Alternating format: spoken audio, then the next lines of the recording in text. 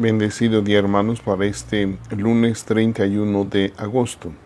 Escuchemos el pasaje del Evangelio de este día según San Lucas. En aquel tiempo Jesús fue a Nazaret, donde se había criado. Entró en la sinagoga, como era su costumbre hacerlo los sábados, y se levantó para hacer la lectura. Se le dio el volumen del profeta Isaías, lo desenrolló y encontró el pasaje en el que estaba escrito: El Espíritu del Señor está sobre mí, porque me ha ungido para llevar a los pobres la buena nueva, para anunciar la liberación a los cautivos y la curación a los ciegos, para dar libertad a los oprimidos y proclamar el año de gracia del Señor. Enrolló el volumen, lo devolvió al encargado y se sentó. Los ojos de todos los asistentes a la sinagoga estaban fijos en él. Entonces comenzó a hablar diciendo: Hoy mismo se ha cumplido este pasaje de la Escritura que acaban de oír. Todos le daban su aprobación y admiraban la sabiduría de las palabras que salían de sus labios. Y se preguntaban: ¿no es este el hijo de José? Jesús les dijo: seguramente me dirán aquel refrán: médico, cúrate a ti mismo y haz aquí en tu propia tierra todos esos prodigios que hemos oído que has hecho en Cafarnaúm.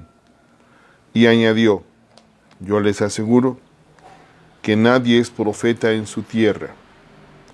Había ciertamente en Israel muchas viudas en los tiempos de Elías, cuando faltó la lluvia durante 3 años y medio. Y hubo un hambre terrible en todo el país. Sin embargo, a ninguna de ellas fue enviado Elías, sino a una viuda que vivía en Sarepta, ciudad de Sidón. Había muchos leprosos en Israel en tiempos del profeta Eliseo. Sin embargo, ninguno de ellos fue curado, sino Naamán, que era de Siria. Al oír esto, todos los que estaban en la sinagoga se llenaron de ira, y levantándose, lo sacaron de la ciudad y lo llevaron hasta un precipicio de la montaña sobre la que estaba construida la ciudad, para despeñarlo. Pero él, pasando por en medio de ellos, se alejó de allí. Palabra del Señor. Gloria a ti, Señor Jesús. En este lunes 22 del tiempo ordinario, o semana 22, empezamos a leer el Evangelio según San Lucas, a partir de este capítulo 4. Más antes, se entiende que están lo que se llama los Evangelios de la infancia, lo que leemos propiamente en el tiempo de Navidad. Hoy escuchamos este pasaje. Después de que Jesús es bautizado, regresa a su tierra, Nazaret, y como es costumbre del pueblo judío, desde aproximadamente unos 500 años antes de Cristo, los judíos empezaron a organizarse, a hacer sus sinagogas, y empezó a ser obligatorio, pues, el reunirse los sábados para escuchar la palabra de Dios. De modo que Cristo Jesús se adapta a la costumbre, a la tradición de los sábados reunirse en la sinagoga para escuchar la ley y los profetas. Como es costumbre, Cristo Jesús, como buen judío, le toca proclamar un pasaje de la Escritura que corresponde al profeta Isaías, en donde se anuncia al Mesías, aquel hombre que es ungido por el Espíritu de Dios para que cumple una misión. Escuchamos que el comentario que Jesús hace de esa lectura simplemente fue: lo que acaban de escuchar se ha cumplido hoy, o se está cumpliendo hoy. Este hoy es muy interesante. Los biblistas le llaman el tiempo del Kairos, el tiempo de la salvación aquí y ahora. No es el tiempo cronológico normal de segundo tras segundo, sino es un tiempo de gracia, el Kairos, en donde Cristo, que es el Mesías, el ungido de Dios, dice: hoy hoy se empieza a cumplir esta palabra. Jesús va a iniciar su ministerio, su vida pública, para proclamar el Evangelio, empezando, claro, por el pueblo judío, y entendemos que la misión de Cristo será para salvar a toda la humanidad.